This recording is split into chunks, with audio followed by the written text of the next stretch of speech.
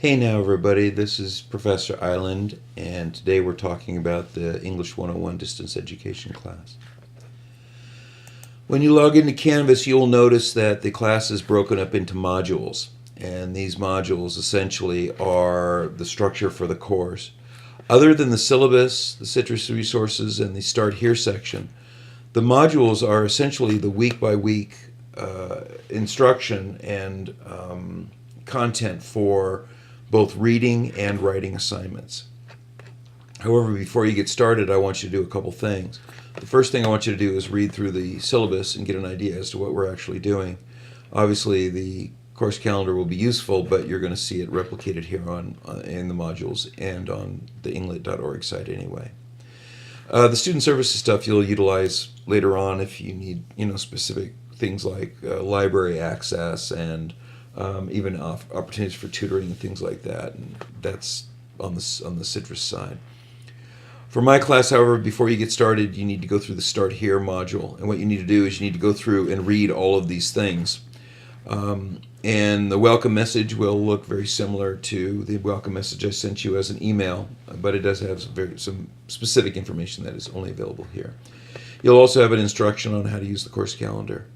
The other instructions that you'll see will be for responses, and it'll explain that there are 5 total responses that you want to complete during the course of the semester, but I give you 7 opportunities to do so spread throughout the semester. These are little 3-paragraph essays that you post here on Canvas. For the discussion group, you have 3 opportunities, but you only do one of them, and there's, again, like the responses, they're spread throughout the semester. And so as you go through the individual weeks, you'll notice, in week 4 there's group 1, in week 9 there's group 2, and group 3 is in week 13. And so when you're deciding to join a discussion group, you have to decide which one you want to join based on where it is, but also the topic material. When you open up one of these, you'll notice that there is a list of topics, and what you do is you choose one of these topics that no one else has chosen, and you reply and you claim one of these topics, and it's first come first serve. So if somebody takes Chief Seattle as their topic, that topic's now off the table and you have to find something else. So not only are you deciding what you like based on the topics and things like that, there also might be an availability issue.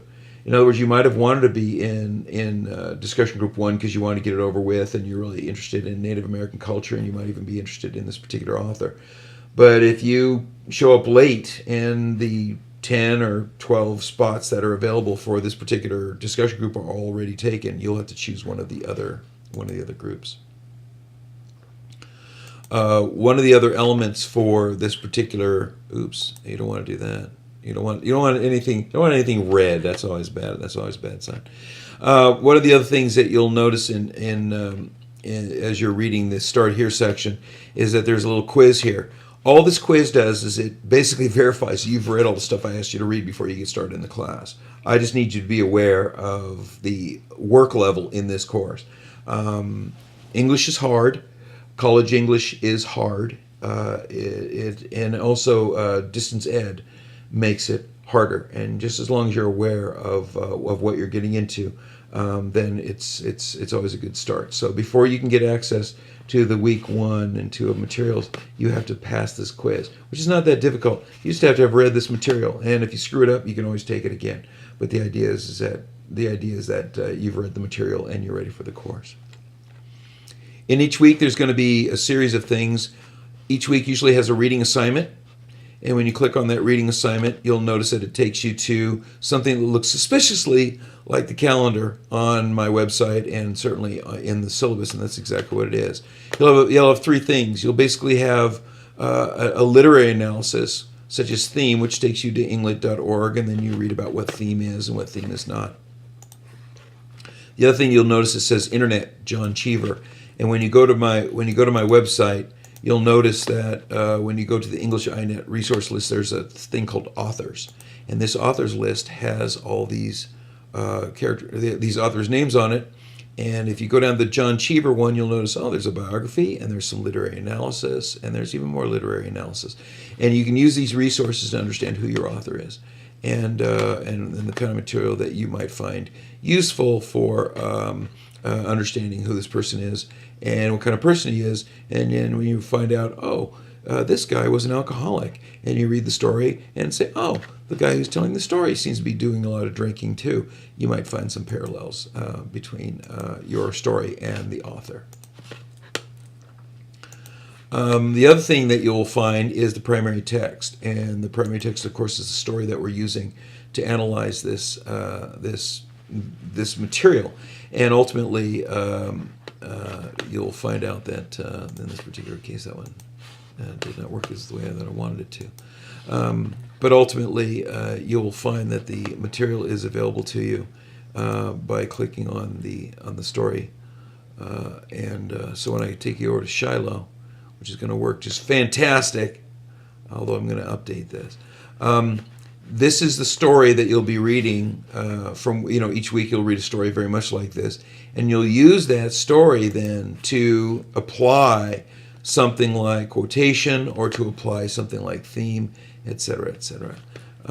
Essentially, each week has those reading assignments, and again, they're available both here and also on the course calendar on englit.org. The other thing you're going to get are reading assignments where there's a response or in a discussion group, etc. And you'll notice some weeks there's a lot of stuff going on. If you're in discussion group 1, in week 5, not only do you have the opportunity to do response 3, but your paper is due for everybody. The paper is due. And if you're in discussion group 1, you also have a little response to do, which means there's a lot of work that week. But if you're not in discussion group 1, you don't have to do this part here, and you may not choose to do this. So really, there's always something to do, whether you're reading or writing or both, and how you balance out what gets done in some ways is up to you. But if you join discussion group 1, you are doing this during these weeks, and if you miss these opportunities, you're out of luck. Likewise, once the due date has passed for a response, you cannot go back to it and do it. So pay attention to due dates, and while I give you leeway in terms of, for example, which of the 7 responses you do to get your 5 is up to you. Once the due date has passed for a given response, it's over. So pay attention to due dates and get things done. When you're on my website, you'll also notice other elements. You'll have the course description, course calendar, grading policy, which essentially is, yet again, your syllabus. But you also have the literary terms themselves. And the literary terms that we'll be covering in this class are all right here in this evaluating literature section, from character all the way down to theme. And we'll be applying 1 or 2 of them in each of the papers that you do for me. In a similar way, the paper format and test instruction will give you information about MLA formatting, what an annotated works cited looks like, what an outline looks like, what I'm looking for in a paper for 101, what your works cited paper page will look like for your final paper. All of these elements that you'll need are all on here, and you'll go through them as you need them. Do not read everything all at once because it won't make any sense. One of the other elements, you'll notice that there's an archive of tests and papers, and I give you examples of the material I'm asking you to do. I give you a sample of an annotated works, a sample of a final paper outline, or of the final paper itself. Essentially, I'm showing you examples of good papers, good tests, good responses, so that way you have an idea as to what your papers and your tests and your responses should look like. Finally, there is a chat room and archive.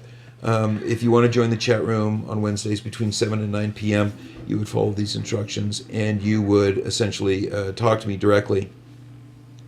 You can ask questions about the paper you're working on, ask questions about a literary term. We can discuss symbolism, and I can give you an opportunity to talk about it within the context of one of the stories. However, this live engagement is not mandatory. It is optional, and it's certainly up to you, and I encourage you to utilize it if you can, because it's quite helpful. However, everybody is required to read the archives, and each week I will be posting a new chat that'll give you information about how to write the papers, about how to develop things like symbolism, how to show dramatic or verbal irony, how to show how a character is round or flat, etc. And you will need that information, so you must read this archive during the course of the semester. For all intents and purposes, this is your class. You're essentially getting through each of these modules and following along as you go through the semester, but ultimately you're using the website as a means to gather information as to how to do that. If you have any questions, you can always contact me at ingletguideearthlake.net, or you can talk to me directly in the chat room on Wednesday evenings.